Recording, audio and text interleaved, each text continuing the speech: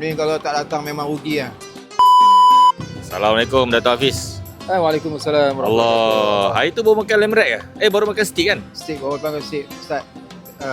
Balik tu Ustaz, terasa mulut tu Ustaz sampai kat rumah.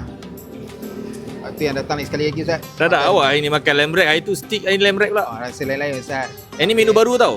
Menu yang terbaru, saya dapat maklumat yang terbaru dalam buku menu. Buku menu tak ada lagi? Belum ada lagi.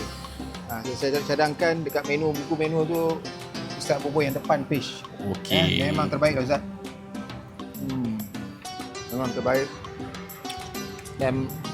Lamb rack. Cerita sikit lembut dia, lemak ada semua tu. Memang tak boleh nak cakap apa Ustaz. Yang sedap. Memang padu lah. Rasa dia dengan plate harga ni RM197. Memang tak dapat di mana-mana Ustaz.